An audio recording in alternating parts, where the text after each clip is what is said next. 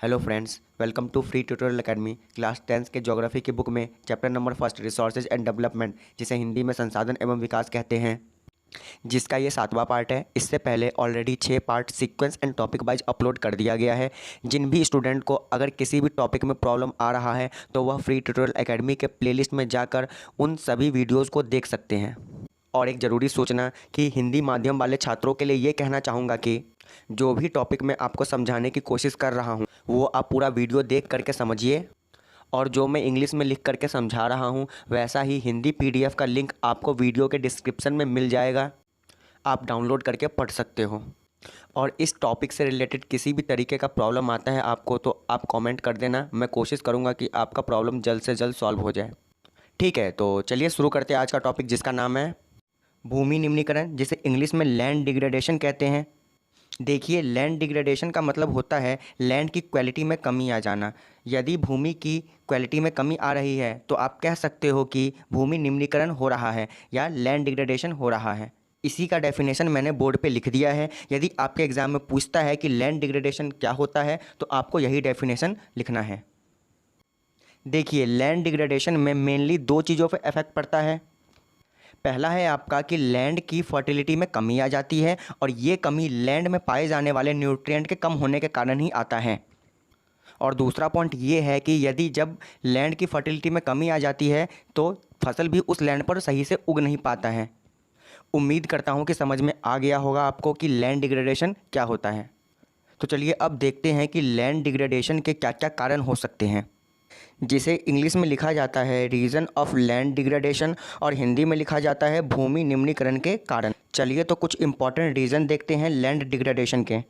तो पहला रीज़न है आपका सॉइल इरोजन, जिसके द्वारा लैंड डिग्रेडेशन होता है। देखिए, जब भारी बारिश या फिर तेज़ हवाएं चलती है तो मिट्टी के साथ साथ ये उर्वरता, जिसे इंग्लिश में फर्टिलिटी भी कहते हैं, उसको भी बहाकर ले जाती है, जिससे मिट्टी की फर्टिलिटी में कमी आ जाती है। तो इसी कारण हम सॉइल इरोजन को लैंड डिग्रेडेशन का कारण मानते हैं। इंग्लिश में भी वही लिखा है कि large scale soil erosion caused bye running water and wind. दूसरा रीज़न है वनों की कटाई, जिसे इंग्लिश में डिफॉरेस्टेशन कहते हैं। यानी यदि आप वनों की कटाई करते हो तो पेड़ पौधों के जड़ों द्वारा पकड़े गए फर्टाइल मिट्टी स्वतंत्र हो जाता है और आंधी या फिर तूफान या फिर बारिश में वह बह भी जाती है। तीसरा रीज़न है ओवर ग्रेजिंग बाय एनिमल्स, यानी कि जानवरों के द्वारा ज़रूरत से ज़्यादा पेड़ पौधे या फिर घासों को चर जाना या खा जाना। इससे भी लैंड डिग्रेडेशन को बढ़ावा मिलता है। अगला रीज़न है माइनिंग एंड क्वायरिंग, यानी जब खदानों में खनन किया जाता है। एक चीज़ आप याद रखना कि खनन केवल नेचुरल रिसोर्स प्राप्त करने के लिए करते हैं। वह नेचुरल रिसोर्स कोयला, सोना, हीरा कुछ भी हो सकता है। ठीक है, तो खनन के बाद जो डस्ट पार्टिकल होते हैं उसे ज़मीन में डिपॉजिट कर दिया जाता है, जिससे मिट्टी की फर्टिलिटी पर इफेक्ट पड़ता है। नेक्स्ट रीज़न है ओवर यूज ऑफ फर्टिलाइज़र, यानी कि केमिकल फर्टिलाइज़र का आप ज़्यादा मात्रा में यूज करोगे तो उससे भी लैंड डिग्रेडेशन का खतरा बन जाता है। नेक्स्ट रीज़न है ओवर इरिगेशन, यानी कि अधिक मात्रा में सिंचाई करने से मिट्टी की जो फर्टिलिटी है, ठीक है, वो पानी के साथ बह जाता है और लैंड डिग्रेडेशन का खतरा बढ़ जाता है।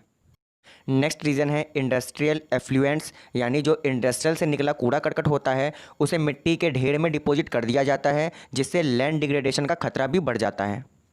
नेक्स्ट रीज़न है ड्राउट, यानी कि सूखा पड़ना। तो सूखे के कारण भी लैंड डिग्रेडेशन का खतरा बढ़ जाता है।